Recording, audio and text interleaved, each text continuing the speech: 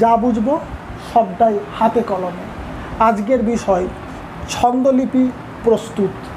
ইতিপূর্বে ছন্দ কি, ছন্দ কাকে বলে, ছন্দের স্বরূপ, ছন্দের উপকরণ সমূহ নিয়ে আমি আলোচনা করেছি। ছন্দের প্রধান 3 ভাগের 2 ভাগ স্বরবৃত্ত, মাত্রা বৃত্তের সংজ্ঞা, বৈশিষ্ট্য, উদাহরণ সহ আমি আলোচনা করেছি। প্লেলিস্টে তোমরা গেলে পেয়ে যাবে। আজকে ছন্দলিপি প্রস্তুত করব। আর ছন্দলিপি প্রস্তুত করতে গিয়ে ছন্দের প্রত্যেকটি উপকরণকে আমরা চোখে দেখব, প্রত্যেকটি উপকরণের ব্যবহার দেখব ছন্দের শরীরের মধ্যে। ছন্দের যে প্রধান 3 ভাগ, প্রধান 3 শ্রেণী, সেই প্রধান 3 শ্রেণীর বৈশিষ্ট্যগুলো জানব। পাশাপাশি প্রধান 3 শ্রেণীর মধ্যে যে পার্থক্য বৈশিষ্ট্যগত, সেটাও আমরা চাক্ষুষ করব, দেখে নেব, বুঝে নেব। ছন্দলিপি প্রস্তুত করতে গিয়ে প্রথমে আমাদের দল বিশ্লেষণ করতে হবে। আমরা দল বিশ্লেষণ করার জন্য, ছন্দলিপি প্রস্তুত করার জন্য একটা অতি পরিচিত ছড়া থেকে 2টো পংক্তি নিয়েছি। সেই পংক্তি দুটো বোর্ডে লেখা আছে, তোমরা দেখো। বাঁশবাগানের মাথার ওপর চাঁদ উঠেছে ওই, মাগো আমার শোলক বলা কাজলা দিদি কই। একেবারে অতি জনপ্রিয় একটি ছড়ার 2টো পংক্তি। আমরা কবিতার লাইন, এই লাইন শব্দটা কিন্তু ব্যবহার করব না ছন্দের আলোচনায়। কবিতার লাইনকে বলা হয় পংক্তি। আমরা এই পংক্তিকে কখনো কখনো চরণ বলবো। সব পংক্তি কিন্তু চরণ নয়, কোনো পংক্তি চরণ। কোন পংক্তি কখন চরণ হয় সেটাও কিন্তু আমরা আজকে জানব। ছন্দলিপি প্রস্তুত করতে গিয়ে প্রথমে আমরা দল বিশ্লেষণ করব। তার আগে স্মরণ করব দল কি, দল কয় প্রকার। বাকযন্ত্রের একক প্রয়াসে, বাকযন্ত্রের স্বল্পতম প্রচেষ্টায় যে ধ্বনি বা ধ্বনি সমষ্টি উচ্চারিত হয়, সেই উচ্চারিত ধ্বনি বা ধ্বনি সমষ্টিকে বলা হয় দল। বাকযন্ত্রের একক প্রচেষ্টায় বা বাকযন্ত্রের একবারের চেষ্টায় বা বাকযন্ত্রের স্বল্পতম প্রয়াসে যে ধ্বনি বা ধ্বনি সমষ্টি উচ্চারিত হয়, সেই উচ্চারিত ধ্বনি বা ধ্বনি সমষ্টিকে বলা হয় দল। আমরা জেনেছি দল 2 প্রকার, মুক্ত দল, রুদ্ধ দল। মুক্ত দল, রুদ্ধ দল। মুক্ত দলের অপর নাম জেনেছি স্বরান্ত অক্ষর, মুক্ত দলের অপর নাম জেনেছি স্বরান্ত অক্ষর। আর রুদ্ধ দলের অপর নাম জেনেছি ব্যঞ্জনান্ত অক্ষর। মুক্ত দলের অপর নাম কেন স্বরান্ত? কারণ মুক্ত দলের শেষে স্বরধ্বনি উপস্থিত থাকে। রুদ্ধ দলের অপর নাম কেন ব্যঞ্জনান্ত? কারণ রুদ্ধ দলের শেষে ব্যঞ্জন ধ্বনি থাকে, যে কারণে রুদ্ধ দলের শেষে ব্যঞ্জন ধ্বনি থাকে, যে কারণে রুদ্ধ দলের অপর নাম ব্যঞ্জনান্ত অক্ষর। আর মুক্ত দলের শেষে স্বরধ্বনি থাকে, যে কারণে মুক্ত দলের অপর নাম স্বরান্ত অক্ষর। এবার আমরা এই যে বোর্ডে লেখা আছে যে 2টো পংক্তি, সেই 2টো পংক্তির মধ্যে দল বিশ্লেষণ করব। তোমরাও আমার সঙ্গে চলো দল বিশ্লেষণ করো। প্রথমে আছে বাঁশ। আমরা দেখব যে এই বাঁশ শব্দটা আমাদের একবারের চেষ্টায় উচ্চারিত হচ্ছে না আমাদের একাধিকবারের চেষ্টায় উচ্চারিত হচ্ছে। বাঁশ পুরো শব্দটা একবারের চেষ্টায় উচ্চারিত হচ্ছে, অতএব পুরো শব্দটা একটা দল। কিন্তু আমাদের এবার বুঝতে হবে যে এটা মুক্ত দল না রুদ্ধ দল। যদি মুক্ত দল হয় তাহলে টেনে উচ্চারণ করা সম্ভব, আর যদি রুদ্ধ দল হয় তাহলে আমরা টেনে উচ্চারণ করতে পারবো না। দেখো বাঁশ, বাঁশ আমরা বাঁশ বলি না, অতএব এই বাঁশ একটা দল, যে দলকে আমরা টেনে উচ্চারণ করতে পারছি না, অর্থাৎ এই বাঁশ দলটি মুক্ত দল নয়। কী দল? রুদ্ধ দল। আমরা মুক্ত দলকে এই চিহ্নে জানব আর রুদ্ধ দলকে এই চিহ্নে জানব। যেহেতু এটা রুদ্ধ দল, সেহেতু আমরা এই দলের মাথায় রুদ্ধ দলের চিহ্নটা বসাবো। একই রকমভাবে বাগানের, এই বাগানের শব্দটির মধ্যে কতগুলো দল আছে আমাদের উচ্চারণ করে জেনে নিতে হবে। প্রথমবারের চেষ্টায় আমরা বা, গা, নের, বাগানের একটা শব্দ একবারের চেষ্টায় উচ্চারণ করা যাচ্ছে না। বাগানের শব্দটা তিনবারের চেষ্টায় উচ্চারিত হচ্ছে। প্রথমবারের চেষ্টায় বা, দ্বিতীয়বারের চেষ্টায় গা, তৃতীয়বারের চেষ্টায় নের। তিন দল, এই তিন দলের মধ্যে তিনটে কি একই রকম না আলাদা, আমাদের সেটা বুঝতে হবে। দেখো প্রথমবারের চেষ্টায় বা একটা দল, আ মুক্ত দল, শেষে স্বরধ্বনি আছে, মুক্ত দল বা স্বরান্ত অক্ষর, যে কারণে এই মুক্ত দলের মাথায় আমরা মুক্ত দলের চিহ্ন বসাবো। তারপরে গা মুক্ত দল, মুক্ত দলের মাথায় আমরা মুক্ত দলের চিহ্ন বসাবো। তারপরে নের, নের দেখো বা গা, দুটো দল উচ্চারণের সময় আমরা টেনে উচ্চারণ করতে পারছি, আমাদের বাকযন্ত্র খোলা থাকছে, শেষে আমরা স্বরধ্বনি পাচ্ছি, যে কারণে দুটোই হচ্ছে মুক্ত দল, তাই দুটো দলের মাথায় মুক্ত দলের চিহ্ন বসিয়েছি। দেখো এরপর আছে নের, টেনে উচ্চারণ করতে পারছি না, অতএব এটা হচ্ছে রুদ্ধ দল। দেখো মা মুক্ত দল, থার থার রুদ্ধ দল, ও মুক্ত দল, পর রুদ্ধ দল, চাঁদ রুদ্ধ দল, উ রুদ্ধ দল, মুক্ত দল, ফে মুক্ত দল, ছে ওই রুদ্ধ দল। দেখো ভালো করে দেখো, উচ্চারণ যেমন হবে সেই মতো আমরা দল নির্দিষ্ট করতে পারবো। বাঁশ একটা শব্দ এক দল বিশিষ্ট এবং এটা অবশ্যই রুদ্ধ দল। বাগানের একটা শব্দ তিন দল বিশিষ্ট, বা গা দুটো মুক্ত দল, নের রুদ্ধ দল। মাথার দুই দল বিশিষ্ট, প্রথম দলটা মুক্ত দল, দ্বিতীয় দলটা রুদ্ধ দল। ওপর দুই দল বিশিষ্ট, প্রথম দলটা মুক্ত দল, পরেরটা হচ্ছে রুদ্ধ দল। চাঁদ একটা শব্দ একটাই দল, রুদ্ধ দল। উঠেছে একটা শব্দ যেখানে তিনটে দল আছে, কারণ তিনবারের চেষ্টায় শব্দটি উচ্চারিত হচ্ছে, তিনটেই মুক্ত দল। আর ওই একটা শব্দ একটাই দল, রুদ্ধ দল। একই রকমভাবে আমরা এই দ্বিতীয় পংক্তিটিরও দল বিশ্লেষণ করব।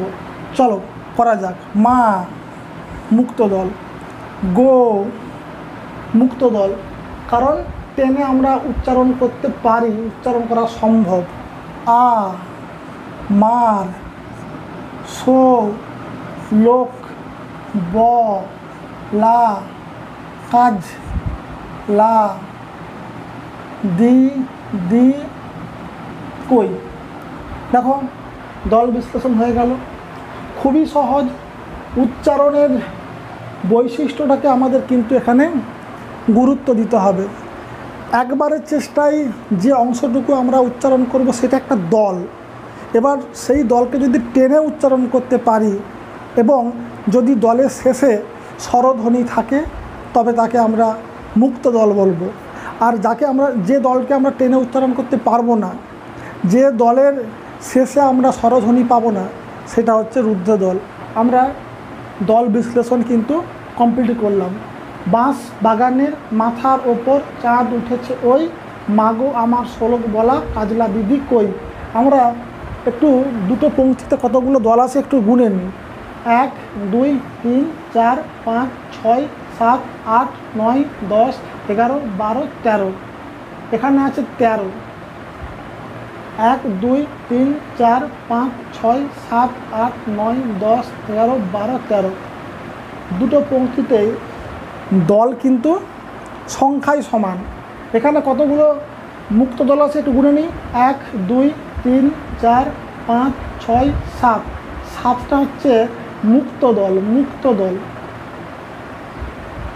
আর রুদ্ধ দল 1 2 3 4 5 6, 7 যোগ 6 সমান 13। নিচে দেখি মুক্ত দল 1 2 3 4 5 6 7 8 9, 9টা আছে মুক্ত দল, মুক্ত দল 9টা। আর রুদ্ধ দল 1 2 3 4, 9 চেরে 13। দেখো প্রথম পংক্তিতে মুক্ত দল 7, রুদ্ধ দল 6, মোট দল 13। আর দ্বিতীয় পংক্তিতে মুক্ত দল 9, রুদ্ধ দল 4, মোট দল হচ্ছে 13। এবার আমরা এই দুটো পংক্তিকে পড়ব, কবিতা পড়ার ভঙ্গিতে পড়ব। দেখো পড়ছি। বাঁশবাগানের মাথার ওপর চাঁদ উঠেছে ওই, বাঁশবাগানের মাথার ওপর চাঁদ উঠেছে ওই, মাগো আমার শোলক বলা কাজলা দিদি কই। দেখো, কবিতা পড়ার সময় কিন্তু আমরা পড়াটা এখানে শুরু করে এক নাগাড়ে পড়ি না, এখানে শুরু করে আমরা এক নাগাড়ে পড়ি না। আমরা শুরু করার পর মাঝে মাঝে উচ্চারণ বিরতি নিই, আর যেখানে ভাবটা পুরোপুরি শেষ হয়ে যায় সেখানে আমরা পুরোপুরি থামি। দেখো, এখানে একটা ভাব শুরু হচ্ছে, সেই ভাবটা কিন্তু একেবারে চলতে চলতে একটা জায়গায় গিয়ে কী হবে, থামবে। বাঁশবাগানের মাথার ওপর চাঁদ উঠেছে ওই, বাঁশবাগানের মাথার ওপর চাঁদ উঠেছে ওই, ভাবটা শুরু হচ্ছে এখানে। আর ভাবটা চলতে চলতে আমরা কী করছি, মাঝে মাঝে উচ্চারণ বিরতি নিচ্ছি, যেখানে ভাবটা শেষ হচ্ছে সেখানে আমরা পুরোপুরিভাবে থামছি।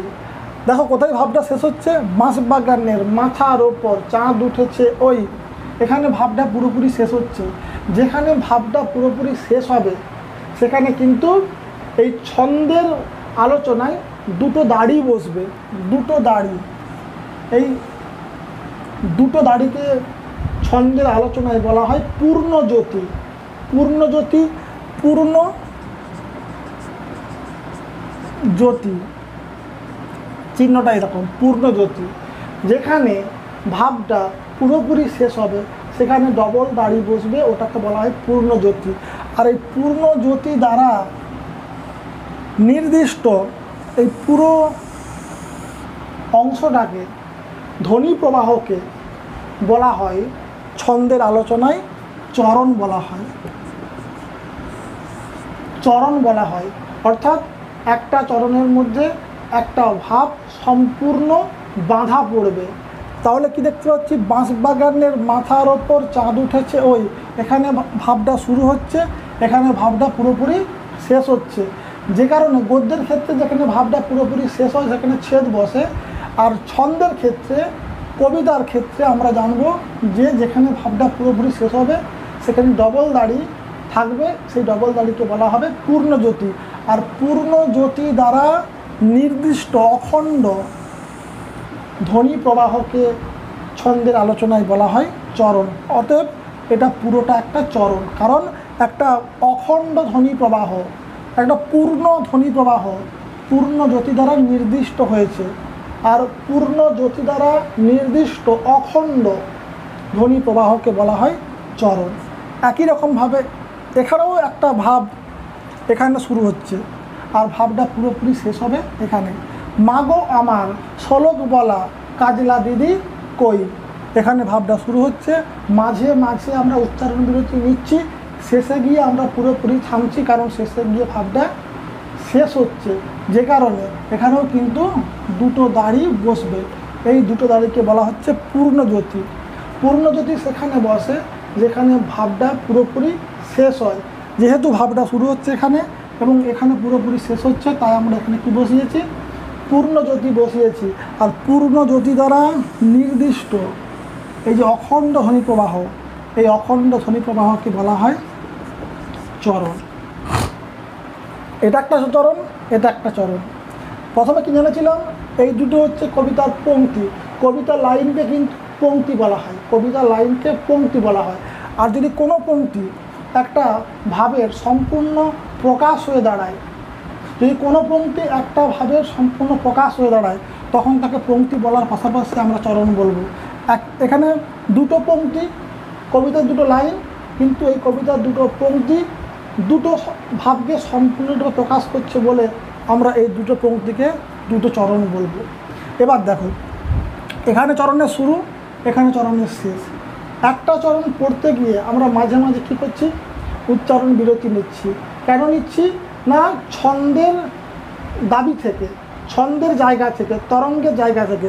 যেমন বাঁশবাগানের মাথার ওপর চাঁদ উঠেছে ওই, তাহলে এই চরণটা পড়তে গিয়ে প্রথমবার উচ্চারণ বিরতি নিচ্ছি কোথায়, বাঁশবাগানের মাথার ওপর চাঁদ উঠেছে, তারপরে পুরোপুরি থামছি ওই। তাহলে আমি দেখতে পাচ্ছি একটা চরণ কি হচ্ছে না, কতগুলো পর্বে ভাগ হয়ে যাচ্ছে। প্রথমবার উচ্চারণ বিরতি নিয়েছি এখানে, এই এখানে অতএব এখানে একটা দাড়ি বসাবো, এই একটা দাড়িকে বলা হয় লঘু জ্যোতি। তারপরে উচ্চারণ বিরতি নিচে কোথায় অপরের পর এখানে একটা দাড়ি বসাবো, এটা হচ্ছে লঘু জ্যোতি। তারপর কোথায় উচ্চারণ বিরতি নিয়েছি উঠেছে, উঠেছের পর এখানে একটা দাড়ি বসবে লঘু জ্যোতি। আর পুরোপুরি থামছি কোথায় ও এর পরে যেখানে ডবল দাড়ি বসেছে, পুরোটাকে বলবো চরণ। আর উচ্চারণ বিরতি নিতে গিয়ে কি হয়েছে না চরণটা কতগুলো অংশে ভাগ হয়ে গেছে, এই এক একটা অংশকে আমরা বলবো পর্ব। তাহলে কি দেখতে পাচ্ছি একটা চরণের মধ্যে পর্ব থাকে, একাধিক পর্ব থাকে, একাধিক পর্বকে নিয়ে গঠিত হয় চরণ। আর চরণ কি না চরণ হলো অখণ্ড ধ্বনি প্রবাহ, আর পর্ব কি না পর্ব হলো খণ্ডিত ধ্বনি প্রবাহ। দেখো ধ্বনি প্রবাহটা কী হচ্ছে খণ্ডিত হচ্ছে, ধ্বনি প্রবাহ কী হচ্ছে খণ্ডিত হচ্ছে, ধ্বনি প্রবাহ কী হচ্ছে খণ্ডিত হচ্ছে। আর চরণ পুরোটা তাই অখণ্ড ধ্বনি প্রবাহকে বলা হয় চরণ, আর খণ্ডিত ধ্বনি প্রবাহকে বলা হয় পর্ব।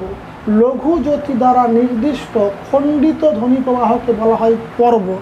লঘু জ্যোতি দ্বারা নির্দিষ্ট খণ্ডিত ধ্বনি প্রবাহকে বলা হয় পর্ব। লঘু জ্যোতি দ্বারা নির্দিষ্ট খণ্ডিত ধ্বনি প্রবাহকে বলা হয় পর্ব। লঘু জ্যোতি দ্বারা নির্দিষ্ট খণ্ডিত ধ্বনি প্রবাহকে বলা হয় পর্ব।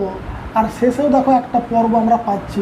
তাহলে উপরের চরণটার মধ্যে কতগুলো পর্ব আছে, 1 2 3 4, চারটে পর্ব। চারটে পর্ব নিয়ে উপরের চরণটি গঠিত। একই রকমভাবে দেখো মাগো আমার শোলক বলা কাজলা দিদি কই। তাহলে প্রথমবার থামছি এখানে, এটা একটা পর্ব। তারপরে থামছি এখানে, এটা একটা পর্ব। তারপরে থামছি এখানে, এটা একটা পর্ব। তারপর পুরোপুরি থামছি কয়ের পর, এটা একটা পর্ব। তাহলে আমরা দেখতে পাচ্ছি পুরোটা অখণ্ড ধ্বনি প্রবাহ। ভাবটা শুরু হচ্ছে এখানে, ভাবটা শেষ হচ্ছে এখানে, পুরোটা অখণ্ড ধ্বনি প্রবাহ, যে কারণে পুরোটা চরণ। আর এই চরণ পড়তে গিয়ে আমরা মাঝে মাঝে কী করছি উচ্চারণ বিরতি নিচ্ছি, যে কারণে চরণটা কতগুলো অংশে কী হচ্ছে ভাগ হয়ে যাচ্ছে। যেমন এটা একটা ভাগ, এটা একটা ভাগ, এটা একটা ভাগ, এটা একটা ভাগ, পুরো চরণ চারটি ভাগে বিভক্ত হয়েছে। এই ভাগগুলোকে বলা হয় পর্ব। লঘু জ্যোতি দ্বারা খণ্ডিত ধ্বনি প্রবাহকে বলা হয় পর্ব। লঘু জ্যোতি দ্বারা খণ্ডিত ধ্বনি প্রবাহকে বলা হয় পর্ব। এটা একটা পর্ব, আবার এটা একটা পর্ব। তাহলে দুটো চরণ, প্রথমে জেনেছিলাম কবিতার দুটো লাইন, লাইন বলা ঠিক নয়, পংক্তি। এখন দেখতে পাচ্ছি দুটো পংক্তি দুটো ভাবের সম্পূর্ণ প্রকাশ ঘটাচ্ছে, তাই দুটো চরণ। এবং চরণের মধ্যে আমরা দেখতে পাচ্ছি কি না একাধিক পর্ব আছে। চরণ গঠিত হয় একাধিক পর্ব নিয়ে, আর পর্ব নির্দিষ্ট হয় লঘু জ্যোতির দ্বারা, আর চরণ নির্দিষ্ট হয় পূর্ণ জ্যোতির দ্বারা। ঠিক আছে, এবার আমরা পড়ব, দুটো চরণকে পড়ব। পড়ার গতিটা যদি দেখব তিন রকম হতে পারে, তিন রকম হতে পারে, তিন রকমের এক রকম হতে পারে। হতে পারে খুব দ্রুত, হতে পারে খুব ধীর, হতে পারে না খুব দ্রুত না খুব ধীর। দেখো ছোটোবেলায় আমরা তো বহুবার পড়েছি, বাঁশ বাগানের মাথার উপর চাঁদ উঠেছে ওই, মাগো আমার শোলক বলা কাজলা দিদি কই। পড়ার গতিটা কীরকম, দ্রুত না ধীর না মাঝারি? পড়ার গতিটা হচ্ছে দ্রুত। আরেকটা অন্য উদাহরণ দিলে বিষয়টা ক্লিয়ার হয়ে যাবে। কীরকম, শুধু বিঘে দুই ছিল মোর ভুই, আর সবই গেছে ঋণে।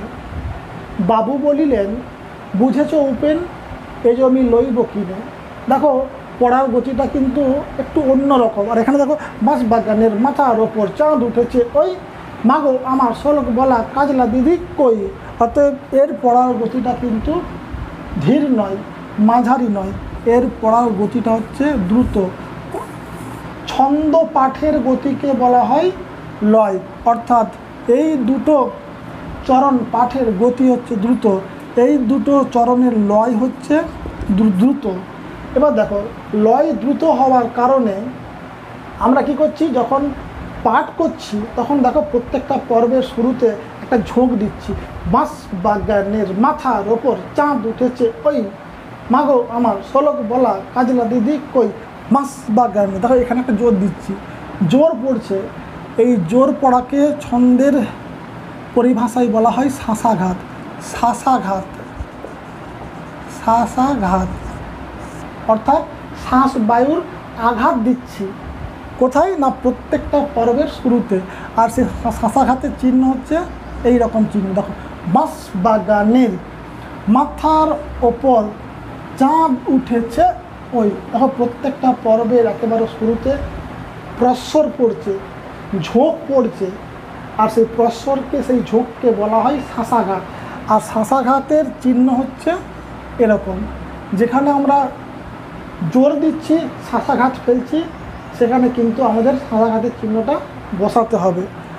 এখানে দেখো, মা গো আমার শোলক বলা কাজলা দিদি কই।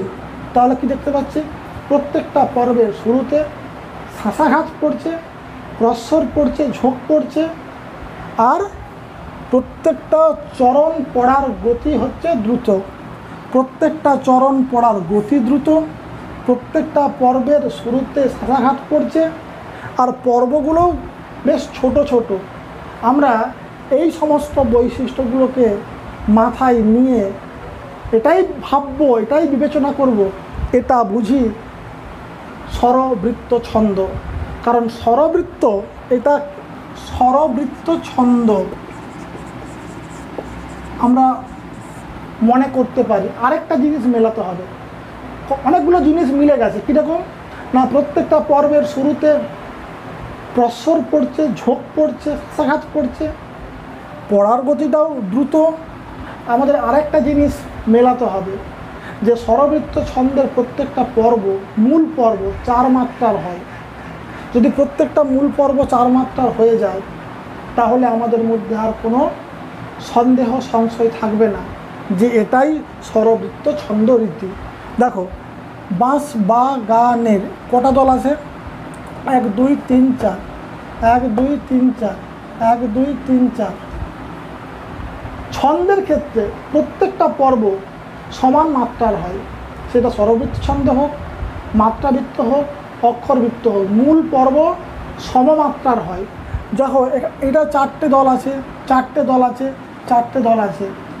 অতএব যদি প্রত্যেকটা দলকে আমি এক এক মাত্রা দিই, তাহলে প্রত্যেকটা মূল পর্বে মোট মাত্রা হবে 4। স্বরবৃত্ত ছন্দে মুক্ত দল, রুদ্র দল নির্বিশেষে 1 মাত্রা পায় এবং মূল পর্ব গঠিত হয় 4 মাত্রার। সুতরাং আমরা এখানে 1 বসাবো, এখানে 1 বসাবো, এখানে 1 বসাবো, এখানে 1 বসাবো, যোগ করে লিখব 4। অতএব এই মূল পর্ব হয়েছে 4 মাত্রার। মুক্ত দল, রুদ্র দল 1 মাত্রা করে পেয়েছে। এখানে দেখো, 1 1 1 1, মোট 4, 1 1 1 1, মোট 4।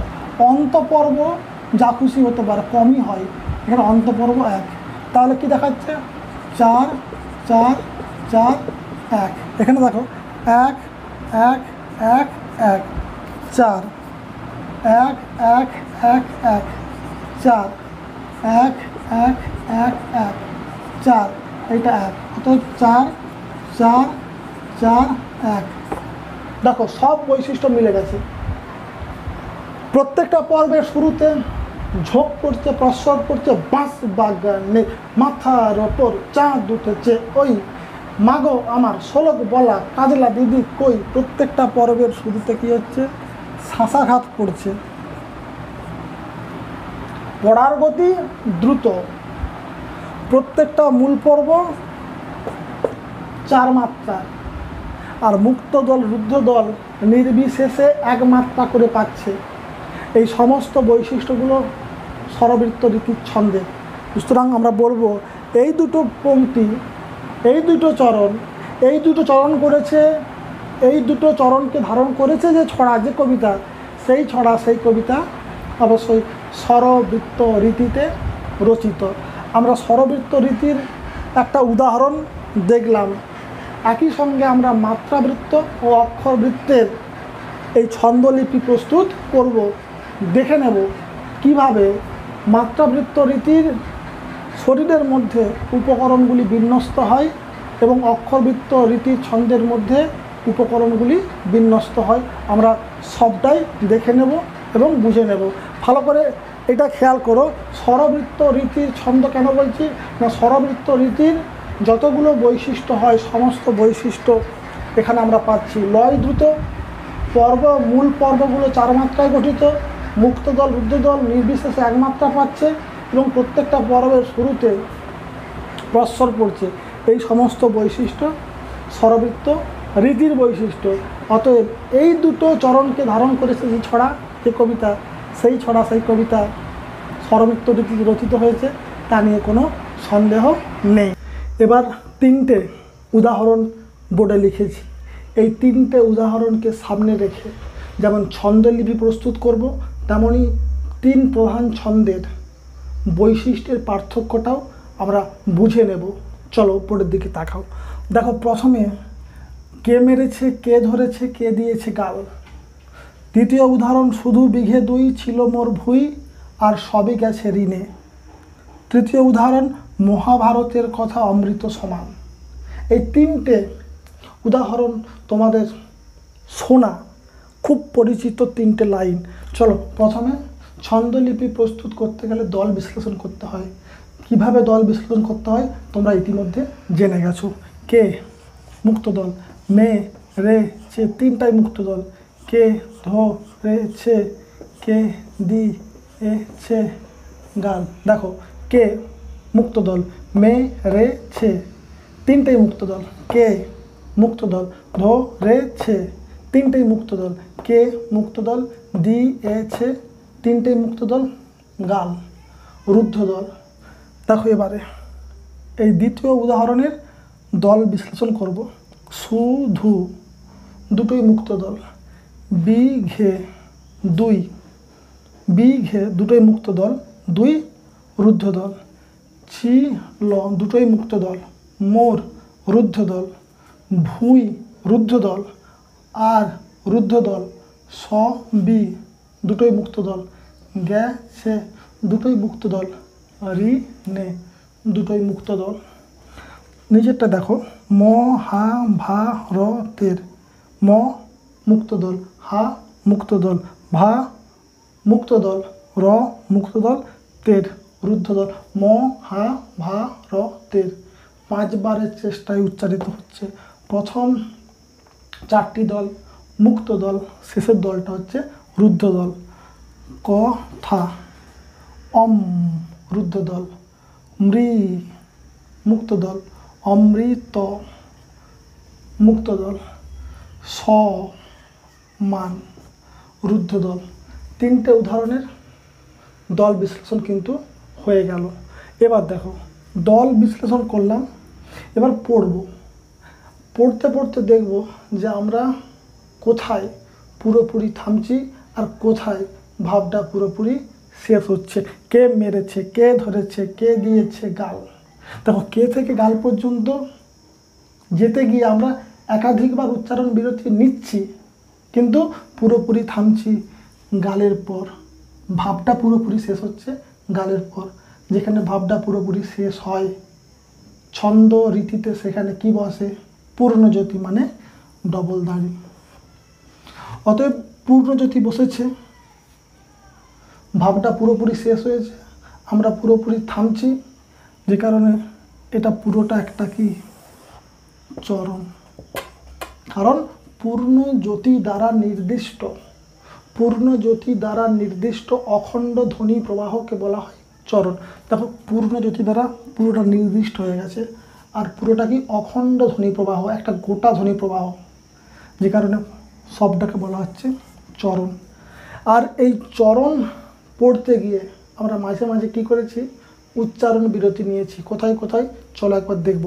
কে মেরেছে, কে ধরেছে, কে দিয়েছে গাল, পুরোপুরি থামছি।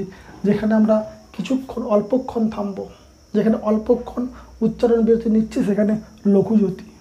এখানে উচ্চারণ বিরতি নিয়েছি, এখানে উচ্চারণ বিরতি নিয়েছি, এখানে উচ্চারণ বিরতি নিয়েছি, এখানে পুরোপুরি থেমেছি। এই পুরোপুরি থামার আগে আমরা 3 বার উচ্চারণ বিরতি নিয়েছি, যে কারণে এই চরণটার মাঝে 3 বার লঘুজ্যোতি বসেছে। আর 3 বার লঘুজ্যোতি বসে এক একটা পর্বকে নির্দিষ্ট করে দিয়েছে। পুরোটা একটা চরণ, আর এই পুরো চরণের মধ্যে 1 2 3 4 চারটা পর্ব, চারটা পর্ব নিয়ে গঠিত চরণটি। এবার দেখো এইটা পড়া যাক। শুধু বিঘে দুই ছিল মোর ভুঁই, আর সবই গেছে ঋণে। পুরোপুরি থামছে কোথায়? ঋণের পর বসিয়ে দাও ডবল দাড়ি। পুরোটা তাহলে কী হয়ে গেল না, ভাবের শুরুটা এখানে, ভাবের শেষটা এখানে, তাই ডবল দাড়ি বসেছে, পূর্ণ জ্যোতি বসেছে, যে কারণে পুরোটাকে আমরা বলবো চরণ। এবার এই পুরো চরণটা পড়তে গিয়ে আমরা মাঝে মাঝে কী করেছি? উচ্চারণ বিরতি নিয়েছি। কোথায় কোথায়? শুধু বিঘে দুই ছিল মোর ভুঁই, আর সবই গেছে ঋণে। এটা একটা পর্ব, এটা একটা পর্ব, এটা একটা পর্ব, এটা একটা পর্ব। মোট কটা পর্ব? 1 2 3 4, চারটা পর্ব নিয়ে এই চরণটা গঠিত। এবার দেখো এটা পড়া যাক। মহাভারতের কথা অমৃত সমান। পুরোপুরি থামছি এখানে। আর এটা পুরোটা কি না, চরণ, কারণ পূর্ণ জ্যোতি দ্বারা নির্দিষ্ট হচ্ছে অখণ্ড ধ্বনি প্রবাহ। আর এই চরণটা পড়তে গিয়ে আমরা কোথায় উচ্চারণ বিরতি নিয়েছি? মহাভারতের কথার পর। এখানে আমরা উচ্চারণ বিরতি নিয়েছি, এখানে পুরোপুরি থেমেছি। পুরোটা চরণ আর উচ্চারণ বিরতি নিয়েছি বলে লঘুজ্যোতি বসিয়েছি, অতএব চরণের মধ্যে আমরা পর্ব পেয়ে যাচ্ছি। এটা একটা পর্ব, এটা একটা পর্ব, দুটো পর্ব নিয়ে গঠিত হয়েছে এই উদাহরণটা। এই চরণটা চারটে পর্ব নিয়ে গঠিত হয়েছে এই চরণটা, এখানেও চারটে পর্ব নিয়ে গঠিত হয়েছে এই চরণটা।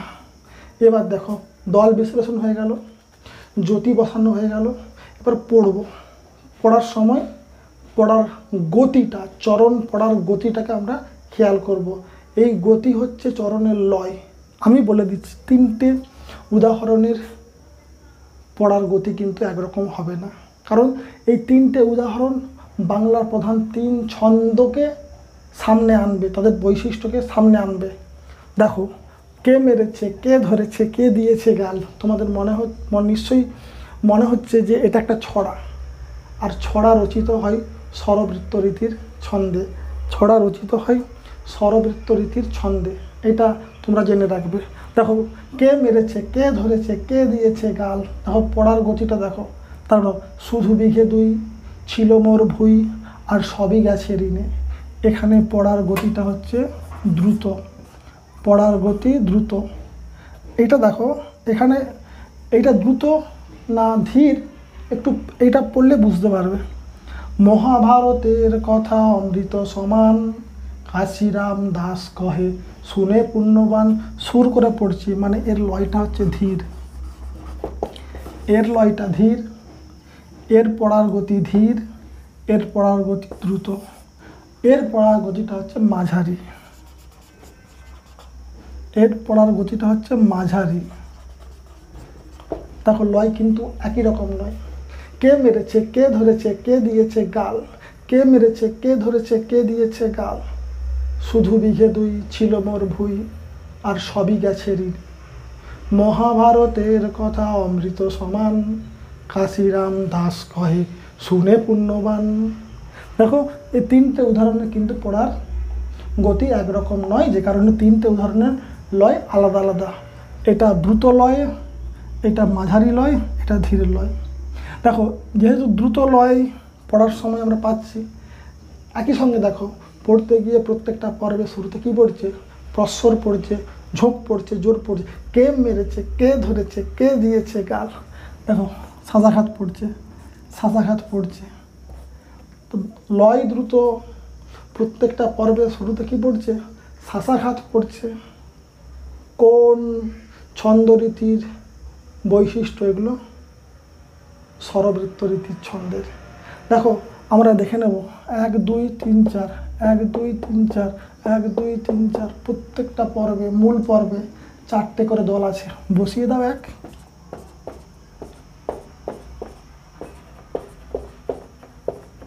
4, মূল পর্ব 4, মূল পর্ব 4, অন্তপর্ব যাহুসীয় কম হবে 1। অতএব এই উদাহরণটা স্বরবৃত্ত রীতির ছন্দ। এই উদাহরণটা স্বরবৃত্ত রীতির ছন্দ, লয় দ্রুত। মূল পর্বগুলি 4 মাত্রা দ্বারা গঠিত, প্রত্যেকটা মূল পর্বের মাত্রা সমান, আর পড়ার গতি দ্রুত, আর প্রত্যেকটা পর্বে শুরুতে কী পড়ছে, প্রস্বর পড়ছে, ঝোঁক পড়ছে, আর প্রত্যেকটা দল কি মুক্ত দল কি রুদ্ধ দল নির্বিশেষে একমাত্রা করে পাচ্ছে, যে কারণে এটাকে আমরা বলবো কোন রীতির ছন্দ, এটাকে আমরা বলবো স্বরবৃত্ত রীতির ছন্দ। এবার দেখো এটার পড়ার গতি মাঝারি, ঠিক আছে। এবার দেখো 1 2 3 4 5, 1 2 3 4, 1 2 3 4 5, এটা অন্তপর্ব ছিল। এখানে এখানে হচ্ছে 5টা দল, এখানে 4টা দল, এখানে 5টা দল। যদি সব এক এক করে বসাই তাহলে এটা 5, এটা 4, এটা 5 হবে, সমান হচ্ছে না। যদি সমান হচ্ছে না, অতএব আমাদের মাত্রা বিন্যাসটা কী করতে, পরিবর্তন করতে হবে। সমস্ত মুক্ত দল এক মাত্রা, রুদ্ধ দল 2 মাত্রা, মুক্ত দল 1 মাত্রা, রুদ্ধ দল 2 মাত্রা, রুদ্ধ দল 2 মাত্রা, মুক্ত দল 1 মাত্রা, মুক্ত দল 1 মাত্রা। দেখো 1 2 3 4 5 6, 1 2 3 4 5 6, 1 2 3 4 5 6 2। দেখো প্রত্যেকটা মূল পর্ব কত হয়েছে, প্রত্যেকটা মূল পর্ব 6 মাত্রার, 6 মাত্রার, অন্তপর্ব 2 মাত্রার। দেখতে পাচ্ছ লয় মাঝারি, প্রত্যেকটা মুক্ত দল 1, প্রত্যেকটা রুদ্ধ দল 2, মূল পর্বগুলো হচ্ছে 6 মাত্রার। অতএব এটা কোন ছন্দ রীতির উদাহরণ, মাত্রাবৃত্ত, মাত্রাবৃত্ত ছন্দের উদাহরণ। পড়ার গতি হবে মাঝারি, মূল পর্ব হবে হয় 5 মাত্রার, নয় 6 মাত্রার, নয় 7 মাত্রার, কিন্তু প্রত্যেকটা মূল পর্ব সমান হবে। এখানে প্রত্যেকটা মূল পর্ব 6 মাত্রার হয়েছে। মুক্ত দল 1 মাত্রা, রুদ্ধ দল 2 মাত্রা করে পেয়েছে। মাত্রাবৃত্তের যেটা মাত্রা বিন্যাসের যে রীতি সেটা এখানে আছে, অতএব এটা মাত্রাবৃত্ত ছন্দ। এবার দেখো এখানে 1 2 3 4 5 6 7, 1 2 3 4 5, এটা অন্ত। দেখো এখানে 1 1 1 1, আর এটা অক্ষরবৃত্ত, স্বরবৃত্ত হয়ে গেছে, মাত্রাবৃত্ত হয়ে গেছে, এটা অক্ষরবৃত্ত হবে। অক্ষরবৃত্তের ক্ষেত্রে কি না, সব মুক্ত দল 1 মাত্রা, তা বসিয়ে দিয়েছি। আর শব্দের শেষে যদি রুদ্ধ দল থাকে 2 পাবে। যদি রুদ্ধ দলটা শব্দের মাঝে কিংবা প্রথমে থাকতো তাহলে কিন্তু একই পেত। মনে রাখবে অক্ষরবৃত্তে প্রত্যেকটা মুক্ত দল 1 মাত্রা পায়, কিন্তু প্রত্যেকটা রুদ্ধ দল মাত্রাবৃত্তর মতো 2 মাত্রা পায় না। যদি রুদ্ধ দল শব্দের শেষে থাকে 2 মাত্রা পাবে, যদি শব্দের মাঝে কিংবা প্রথমে থাকে তাহলে কিন্তু 1 মাত্রা পাবে। দেখো এখানে কিন্তু শব্দের শেষে আছে, যে কারণে 2 পেয়েছে। দেখো এখানে শব্দের প্রথমে আছে রুদ্ধ দল 1 পাবে, 1 1 1, শেষে আছে 2 পাবে। আর যোগ করলে কত হবে, 1 2 3 4 5 6 7 8, আর 1 2 3 4 5 6। মূল, এটা মূল পর্ব, এটা অন্তপর্ব। মূল পর্ব 8 মাত্রার হয় অক্ষরবৃত্ত রীতিতে। অক্ষরবৃত্তের পড়ার গতি ধীর হয়। অক্ষরবৃত্তের মূল পর্ব 8 মাত্রার হয়। অক্ষরবৃত্তের পড়ার সময় একটা গানের সুর থাকে, টান থাকে, এবং অক্ষরবৃত্তে সব মুক্ত দল 1 মাত্রা হয়, আর সব রুদ্ধ দল 2 মাত্রা হয় না। যে রুদ্ধ দল শব্দের শেষে থাকে সেই রুদ্ধ দল 2 মাত্রা হয়, আর রুদ্ধ দল যদি শব্দের মাঝে কিংবা প্রথমে থাকে তাহলে 1 মাত্রা পাবে। এখানে যেমন শেষে বসেছে 2 পেয়েছে, প্রথমে বসেছে 1 পেয়েছে। মূল পর্ব হয়েছে 8 মাত্রার, অন্তপর্ব 6 মাত্রার। এই হচ্ছে ছন্দলিপি প্রস্তুত এবং প্রত্যেকটা ছন্দের বৈশিষ্ট্যগত পার্থক্য।